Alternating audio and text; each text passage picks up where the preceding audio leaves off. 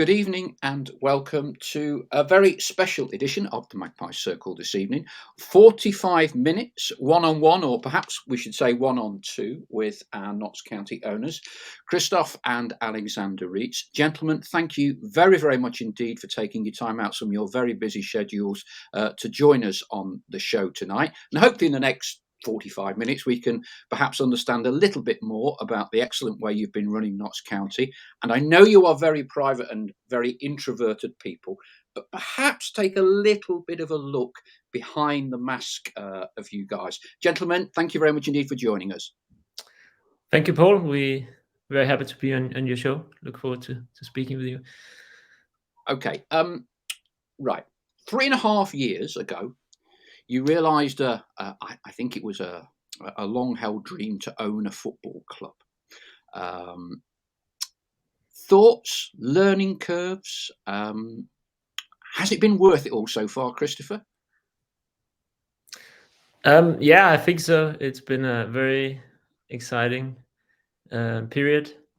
As you say, it certainly was a dream to be involved in a football club in that way. And I think we have learned a lot throughout this adventure so far about football club. We, of course, knew a lot about football from beforehand, football analysis and so on, but being involved in a club in this way as owners is, of course, something completely different. So there's been many things to learn about, and I think we're still trying to improve everything that we do. I think we're improving the club, and I hope that will eventually result in us achieving our goals on the pitch of being promoted back to the EFL.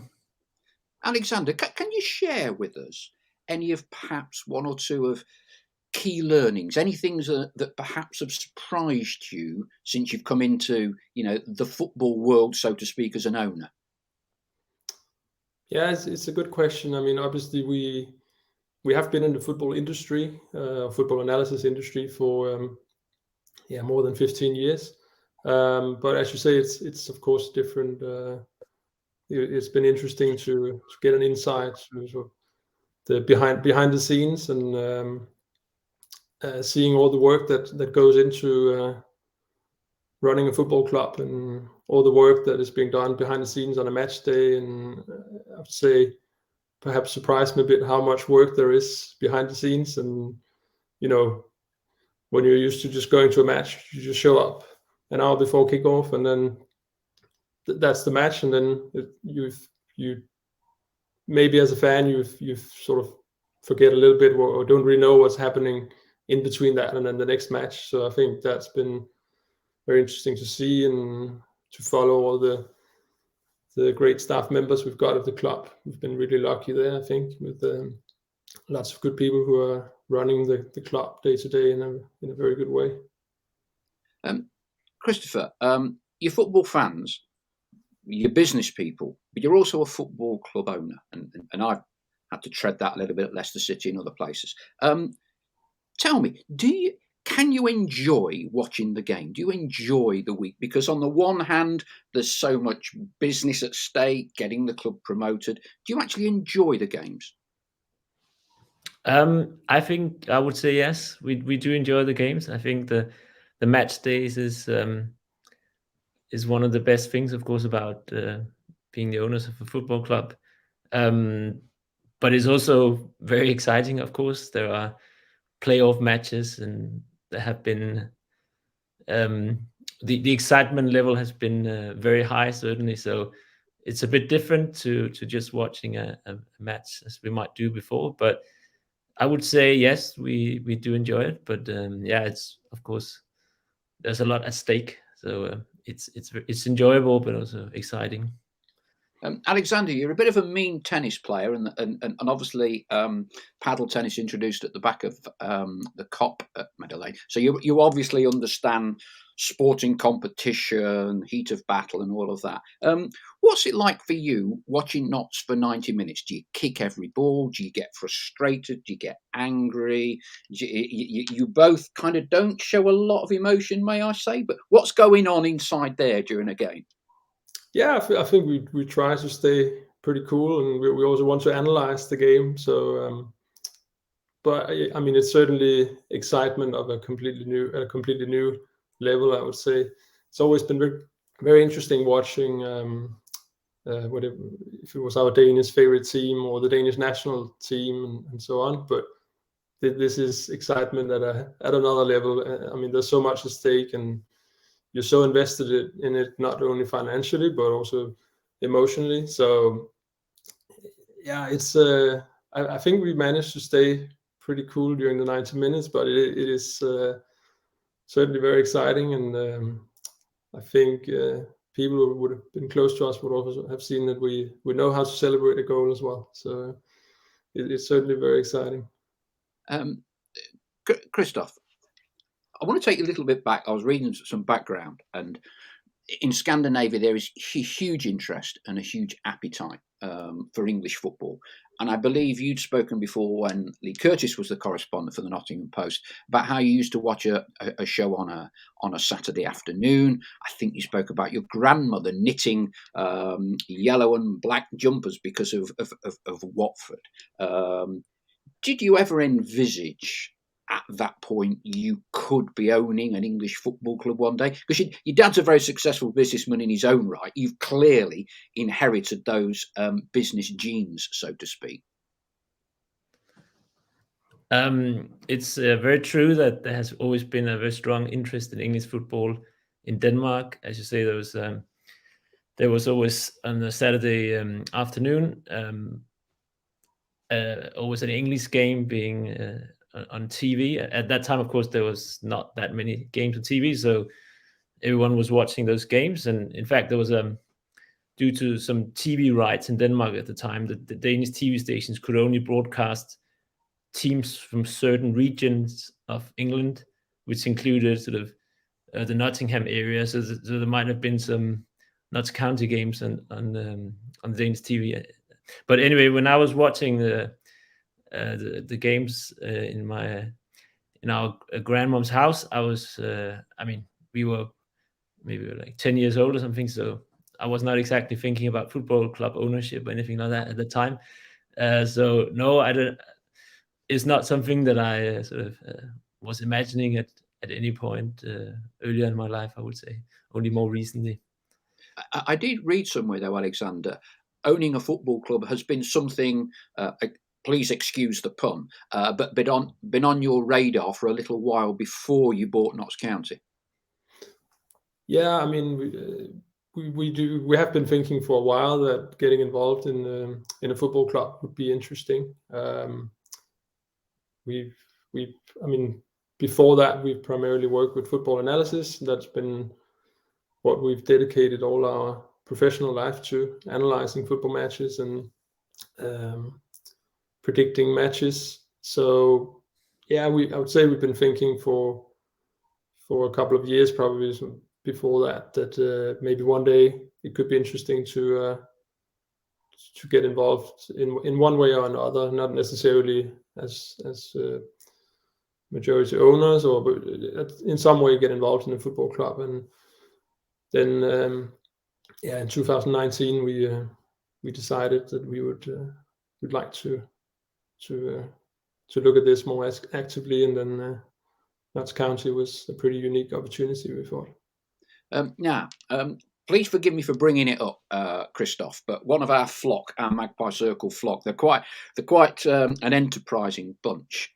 He found out a small company that you'd set up, linking potential interest in Wrexham, which is of course highly ironic given where Wrexham are with the Hollywood factor, with Ryan Reynolds and Rob McElhenney and all the others, and they'd looked at a variety of clubs. And I believe Humphrey Kerr has mentioned that Notts were a club that they'd taken a look at. And so it's quite ironic that they'd looked at clubs including Notts County and went for Wrexham. You, I believe, took a look at Wrexham and ended up with Notts County. One thing that intrigues me is both of those were National League clubs, and I'm sure over the last 3.5 years, you've found out how difficult it is to get out of the National League, given the way it's structured with only one automatic promotion spot. We'll come on to that in a minute.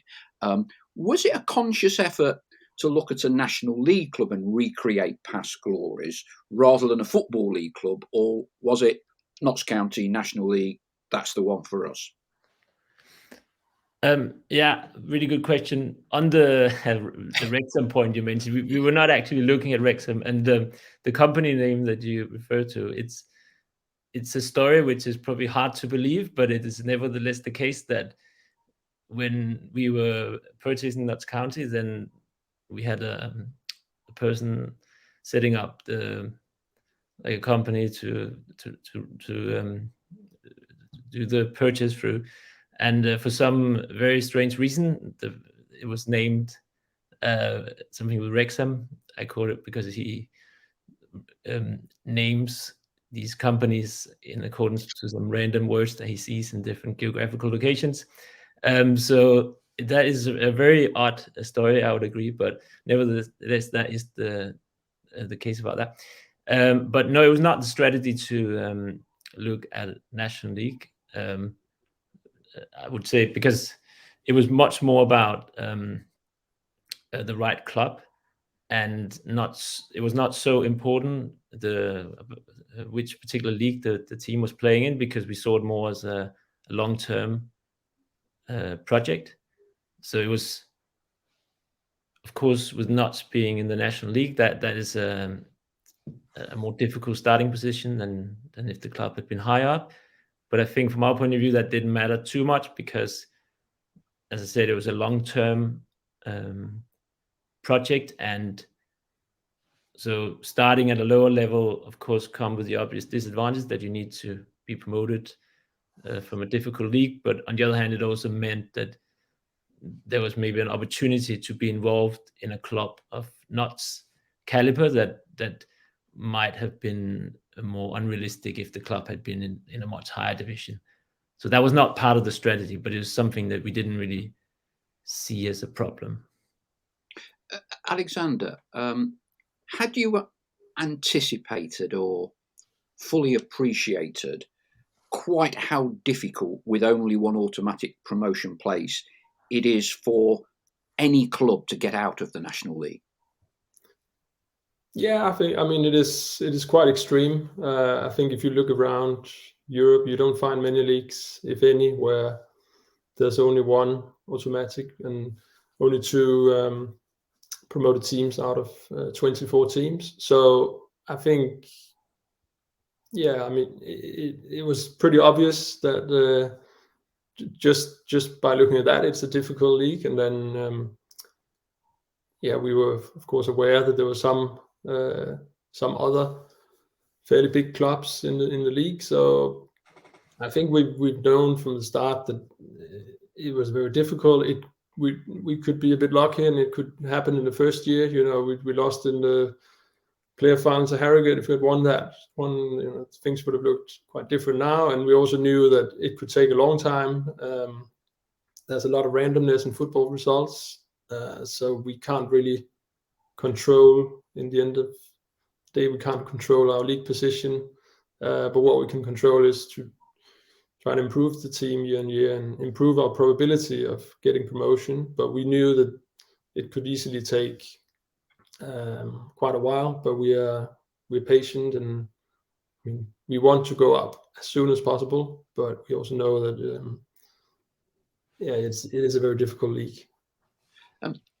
On the subject of promotion places, Christoffer, there's been significant debate, and it's gathered a lot of momentum. We had Mark Ives on from the National League Chief Executive, probably a year ago now, and he described it as a medium-term objective to secure an extra place. And I think a lot of people thought at the time, well, it's Football League clubs turkeys voting for Christmas, we would say in England.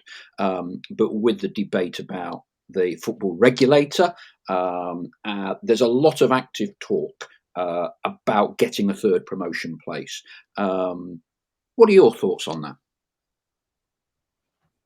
I think if you look from a pure football perspective, then the gap in quality between the National League and League Two is not particularly different from the gap you might have between League Two and League One, say, where you have 4 promotion spots. So I think that there is certainly an argument that you could have more than 2 promotion spots, also considering that it's such a big league with 24 teams.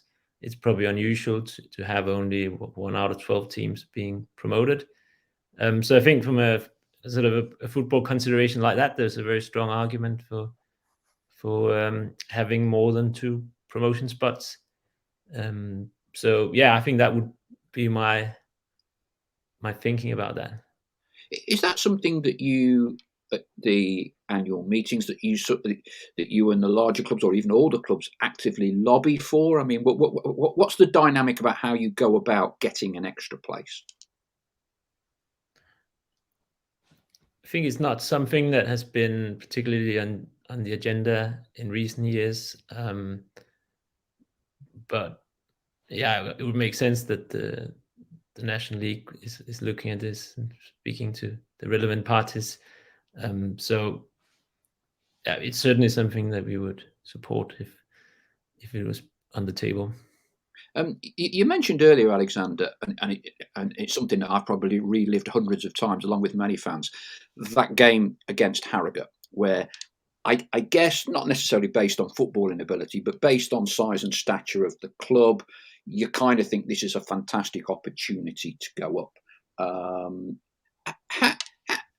How much of a setback was that, or wasn't it to you? Or was it a bonus if you've gone up first year?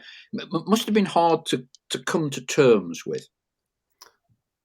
Yeah, it was, of course, very disappointing to lose on that day. But I think we didn't really expect to necessarily make the playoff final, considering the situation at the club 1 week before the season started, where we didn't really have enough players probably to field 11 players in the starting lineup. So I think it would certainly have been a big bonus. But of course, when we could see at the end of the season that we were performing pretty well and we had a good chance at it. So of course it was a big disappointment on the actual day, but I think we were also very positive about the future. And the day after, we started thinking about the next season and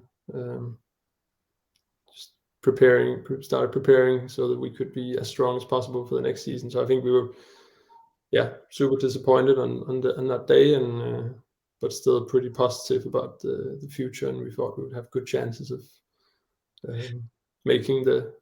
getting the promotion in one of the coming years.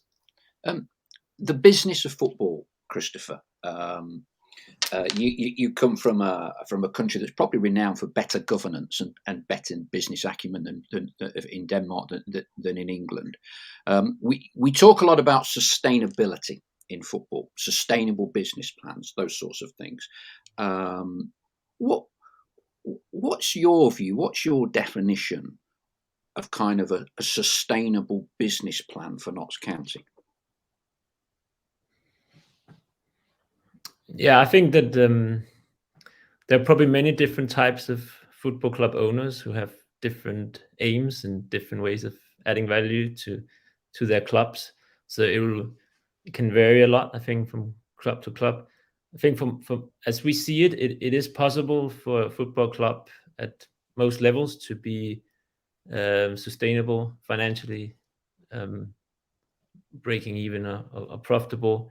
I think for a club like Notts County, it's difficult for us to be that in the league that we are in at the moment, because the club has a setup and a level of fixed cost that is more suitable for higher division, which of course is totally fine, because that brings us in a really good position if we do get promoted. So yeah, I think clearly for the club to be sustainable in the sense that it's not losing a lot of money, then it would need to be in a higher league, and But of course that in itself does not make the club sustainable. You would also need to, I think, make good decisions on particularly how you spend your playing budget and generally control your cost, and how you can generate a maximum income from different sources. So, but yeah, I think promotion is very important in that sense. But of course, sustainability from our point of view, it does not mean that saying that we need to be in a higher division to be sustainable does not mean that we cannot run the club for as long as it's in the national league. We knew very well before we came into the club what the financial situation would look like, and that the club, of course, would be a loss-making activity as long as it played in this league. So that is not such a big concern for us. But clearly, we would like in the long term to make it more sustainable as a business on its own. We'll come back to sustainability in just one moment. But Alexander, think perhaps at this moment, supporter base. I think it's been absolutely remarkable, the level of support. We obviously had COVID for a while. Has the response of fans in the numbers surpassed your expectations? Yeah, that's a good question. I certainly agree that we have a very good fan base, and I think the attendance figures have been very impressive. So yeah, I would probably say that. I think it's it's remarkable, really. Whenever I speak with friends in Denmark or other people who might be following the club, or people who are not necessarily that into football, they're always amazed when they hear about the numbers that turn up at a fifth division. Maybe fifth division sounds, in Denmark, for example, fifth division would be very low football level, I can tell you. But I think it's it is fantastic, the number of fans we get for the games, and obviously Notts County doesn't belong in the fifth division, but football in England is fantastic in that way, I think. Back to sustainability, Chris. I might venture that for a football club to be sustainable, one, you need owners who have, excuse the English vernacular, deep enough pockets to support the club financially. And secondly, they have to have the inclination and the desire and the willingness to fund. Those two kind of key things. And if you look at your two predecessors in Alan Hardy and Ray True, then they would have one but not the other. If you look back to an ownership model when the fans, the trust owned the club, clearly they had to operate on a money in, money out basis because they couldn't borrow any money. So they're kind of the challenges. And when the annual report was published, and I fully understand that the details of this are commercially sensitive, but to the uninitiated eye, I think it would be not unreasonable, the fan in the street, the fan in the stand, that they take a look at those figures, and without Alexander and Christoffer Reedtz putting in somewhere between, or making available funds of somewhere between 10 and 14 million pounds, Notts County would not be here. Would that be fair? I guess that's hypothetical, because it would depend on if there might be someone else, if we were not here, who would be doing the same thing or doing something. I'm not so sure there was. I'm not so sure there was, but carry on. But I think it is true that I guess most clubs in probably most English leagues, maybe apart from the Premier League, are loss making. Yeah. And yeah, I think, as I said before, there are different types of owners, and there are some owners who might, I guess they will have different strategies. I think one strategy is to pursue promotion in whatever league you're in. And so there is an argument that from sort of a financial rational argument that you can accept a certain loss in each year and see it as an investment that has the aim of securing promotion, which then brings some long-term financial and football value to the club.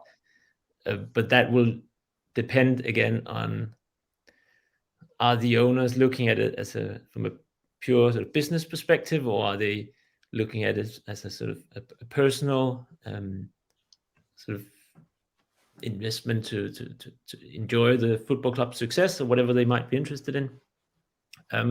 But of course, it is true that I think most clubs require some people that are willing to make available funds for the club to run. But I guess I think when we talk about sustainability, it depends on your exact definition of that. So you can think of the sort of the ownership structure being sustainable as long as the owners are happy to fund the club, then it's sustainable. Also the other definition might be sort of the football club in itself as a business. Is it making a profit? I mean that is clearly a difficult challenge for most clubs. I think it is possible, but yeah, for a club like Reedtz, certainly it would need to be in a higher division for that to be possible. Alexander, how would you describe yourselves as an owner then? Oh, that was an interesting question. I guess I'm sort of very much into football, and I'm both a fan of Notts County, but I'm also obviously engaged in at another level as well. So it's I think it's always hard to describe yourself how you are, but I think I'm really enjoying it and want to be active, want to be at as many games as possible. I mostly care about the football matches, the performances, and the results. We've met very briefly a few times, Chris. You are, from the many football chairmen and owners that I have met over, since the Jurassic era, there are not many I have come across who are as modest, unassuming, and private as you guys are. We would know, and I wouldn't expect you to comment on this, but many owners, outward going, use a football club as a vehicle to promote themselves, live up to a kind of certain kind of image. As private people, did you have to think about, you go about your business, no one really knows who you are. When you become owner of a football club, you almost in a way become public property. How do you deal with that? Yeah, I think you're right. That was a change in our lives, and something that we had to think a bit about. But I think from my point of view, it's our interest in football and our desire to be involved in this club was really high, and so I think being more publicly known can have some downsides, can also have some good some advantages. So it's been a slight change, but I think it's been okay. And I mean, we enjoy speaking with everyone in the club and all the fans, and doing interviews like these ones is very interesting as well. So we don't have such a big problem with that, I would say. Mark Stallard, former club top 10 club goal scorer, presents on Radio Nottingham, does some shows with myself. And on an earlier show, I said to Mark, "What would you ask?" Mark said, "Alexander," he said, "I'd like to understand if the owners has Notts County got under their skin. You are models of diplomacy and containment, but football does does many things to people. Is Notts County under your skin yet, or are you still able to look at it very kind of dispassionately?"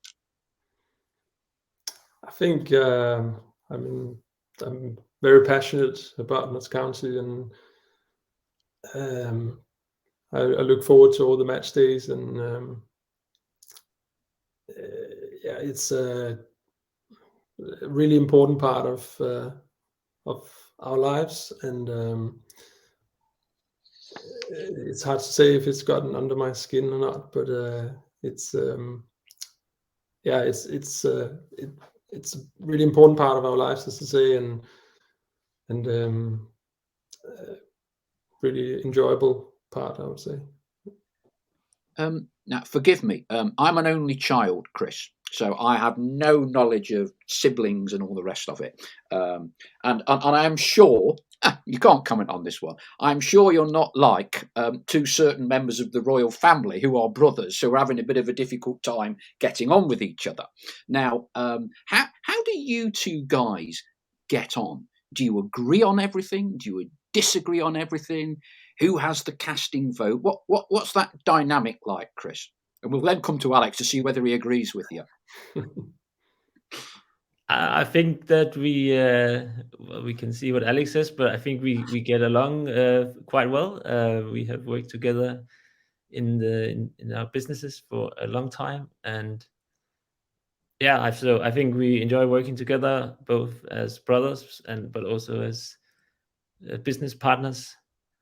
I don't think that we agree on everything, which I mean would be strange if that was the case, but you do want some different opinions on different matters. But I think we have a good balance between agreements and challenging each other in the way that we run the businesses and also Notts.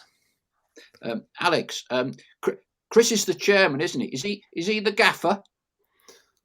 Well, he's the majority shareholder, so I guess if you ask who has the final word, that would be Chris. But yeah, I think I agree with what Chris said. I mean, I think we're a good team. We work together for a very long time, and we are generally pretty aligned in how we see things. We probably have slightly different, in some areas, slightly different skills, which I think is also good. But we are, yeah, I think we work well together, and we have various other people at our businesses that are important for us as well. And in Notts, we work really well together with the other board members and the management there. But I think it's working well. I'll just square away the business side of things, Chris. Then we can talk a little bit about Lou this season data. So I believe you were part of a group that took a form of majority shareholding in a Danish Premier League club. Forgive me, I have been there. Is it Viborg or Viborg, if I'm pronouncing it correctly? Either way, you're doing well because they're, I think, second spot. So it might be in the Champions League next year yet. Is that part of is that the only other club you're going to get involved in? Daniel Levy at Tottenham, you would know, 10, 15 years ago, took a stake in 5 or 6 European clubs with ENIC, with Joe Lewis, before kind of focusing on Tottenham. Is that part of a European portfolio for you, or are you just keeping it, or is Notts and Viborg more than enough for you? Yeah, I don't think there are any portfolio plans like that. I guess the way we see it is that we're from Denmark, of course, but we live in the UK, so it kind of makes sense for us as football enthusiasts and investors to perhaps be represented in those two countries. But I think it's also very important to consider what the different ownerships mean. I think there's some differences between the two clubs. Of course, we're based in London, so we are on the board of Notts. And when we came into Notts County, there was quite a few things to do and building up some things from scratch, whereas the investment in Viborg, the Danish club, is a bit different because we went in with a group of people that we know really well, and there was already in that club sort of a significant structure in terms of how the club was run in place. So we didn't need to do so much the club was doing really well already. And so I think it's really important for us to ensure that we only have a certain amount of time available, and we don't want one involvement to affect the other one negatively in any way. So I think we're very aware of that. So I think, the way it is now seems like a good setup from our point of view. Excellent. Alexander, let's go on to sort of the current football. Luke Williams, has he surpassed your expectations this season or not? Yeah, we've been very happy, that's for sure. As you can probably also see from the extension of the contract. So yeah, he's done a brilliant job together with Ryan, and we are really pleased with him. And obviously, when you appoint someone, you try to do as much research as you can and try to make the best decision possible. But of course, you get to know the people a lot more once you've started working really closely with them, and it's been a pleasure so far. So yeah, we're really happy with Luke and the other coaches. How would you compare Luke with the previous two head coaches you've had here, Chris, with Ian Birchnell and Neil Ardley? I think we've enjoyed working with all three of those head coaches. I mean, in terms of the performances, the team's performances, I think that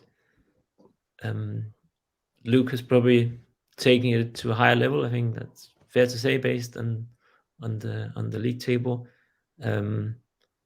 So I think there've been some good things about all head coaches, and I think that we are very happy with the appointment of Luke, and we hope that he'll stay in the club for a really long time. I think, Alex, that the battle with Wrexham at the moment is capturing certainly both our supporters, Wrexham supporters massively, and I think the wider football family this season. There's quite a lot of focus on it. How are you enjoying it or enduring it? What goes through your mind? As a fan, you're desperate for the club to get promoted.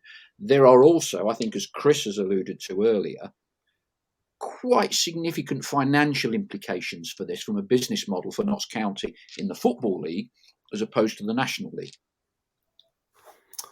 Yeah, that's true. It's going to be a very, very exciting last 2 months of the season, that's for sure. Of course, sometimes you think about that you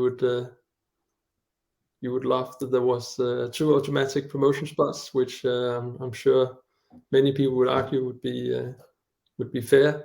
But that's we obviously knew going into the season that was not the case.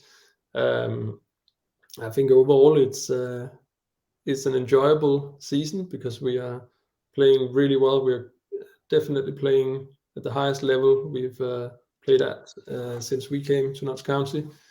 So overall, I would say it's generally enjoyable, but of course it's also very exciting, and there's a lot of stake, as you say.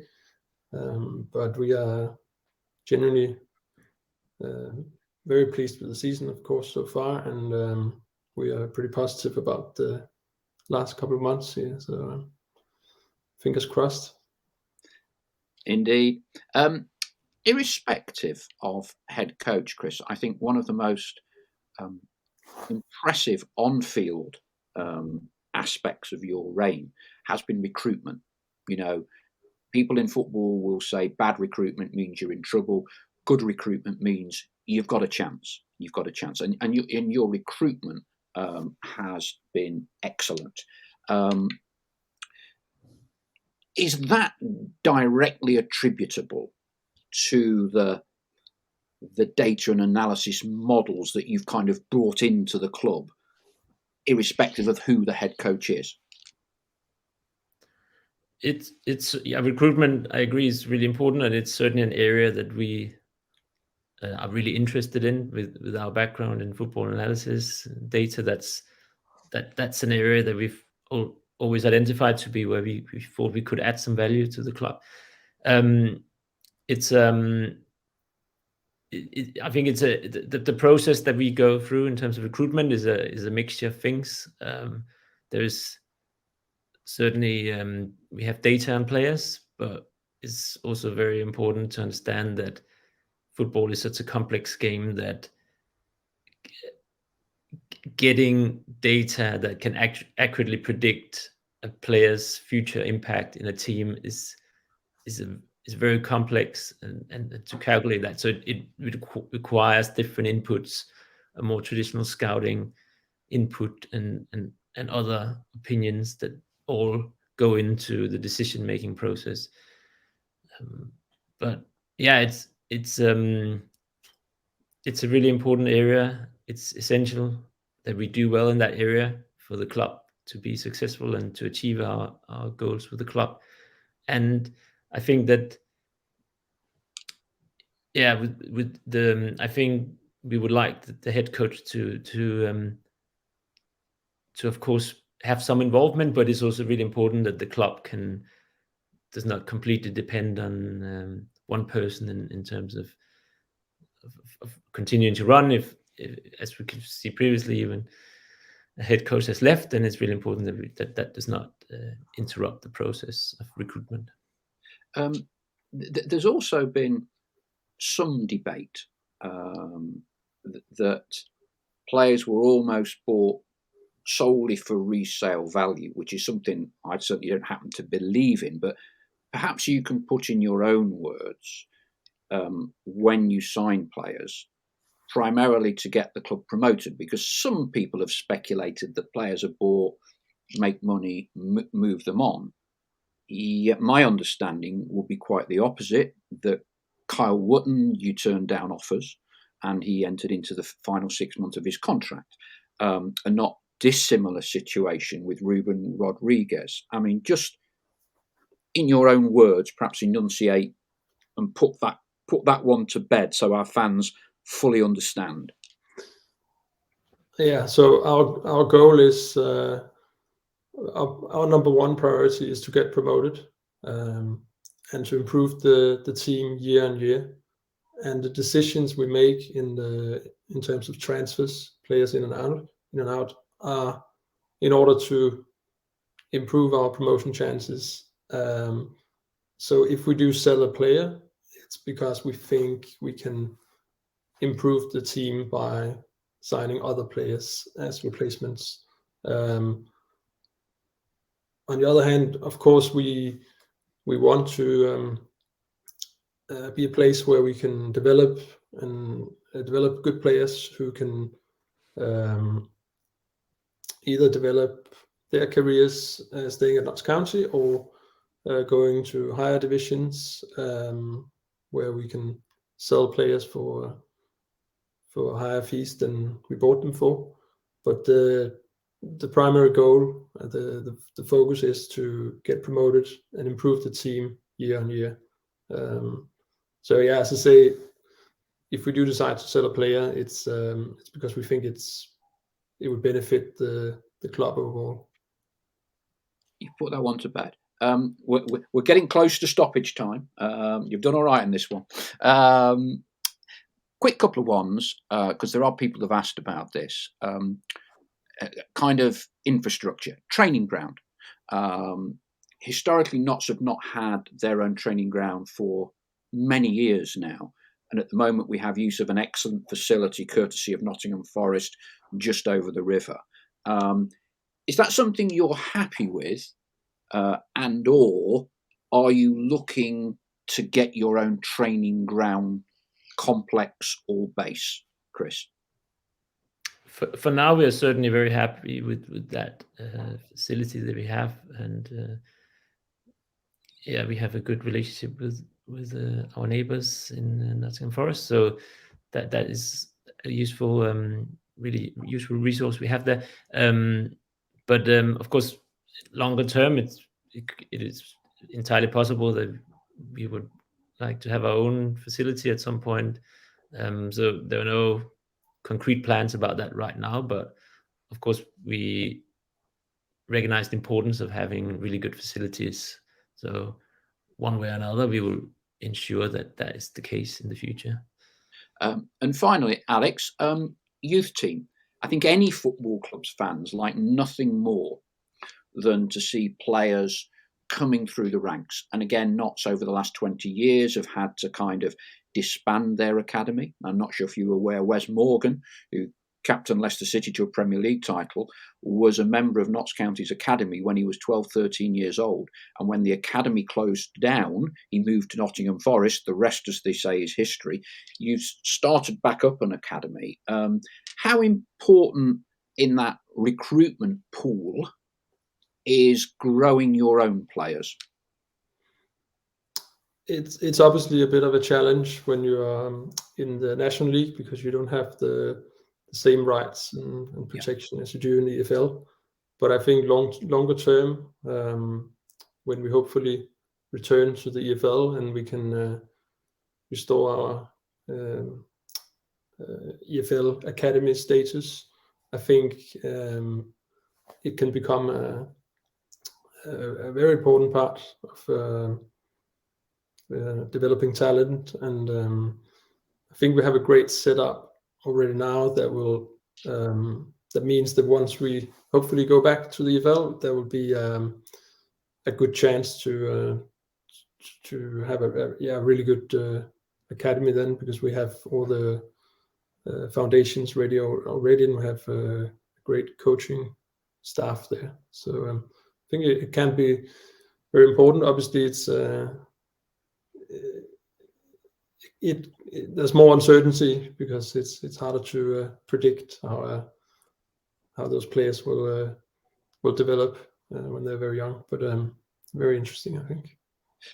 Chris, the chairman, final word with you. 3.5 years in, roller coaster ride. How much have you enjoyed it so far? No regrets? No regrets. We have enjoyed it. We didn't enjoy losing the playoff final, but we have enjoyed so many other moments. And I think certainly one of the things that we have enjoyed the most is just getting to know everyone around the club and seeing the incredible support from all the fans. And we often talk to people outside the stadium or in the stadium or on away trips who have supported the clubs for a really long time, and we think it's really, really impressive. And yeah, I think that just seeing all the fans, how much they love this club, that is just amazing. And I think that makes it worth for us to be in the club. And just the very last point, and just to reiterate, Chris, at a time of a lot of economic instability, a lot of people across the country are struggling to pay their gas bills, their electric bills. I dread to think what the electric bill is for Meadow Lane, if it's anything like my house. But you are in it, yeah. You have the funding available. You're committed to making that funding available. You're in it at Notts County for the long haul, yes? Yeah, it's absolutely a long-term commitment for us. And we never went into the club with assumptions that we had to be promoted or achieve some other results in a certain amount of time, because we knew that was too random to control. As Alex said, we were in the playoff final in the first season. We could have got promoted in the first season, but we didn't. But we knew that already. We knew that it might happen the first year, it might happen in the X years down the line. We don't know. So we calculated the financial risk, and so that we could be comfortable with the investment. And so, yeah, absolutely, it's a long-term project for us. Alexander, Christoph, thank you very much indeed for taking the time to talk to us and all the fans. We wish you every success as custodians of the football club. And here's to getting the automatic place. But if not, we won't mind a trip to Wembley. Thank you again, gentlemen, and I hope you've enjoyed the chat. Thank you, Alex. Thank you, Chris. Thank you very much, Paul. Our pleasure Paul. to be here. Thank you.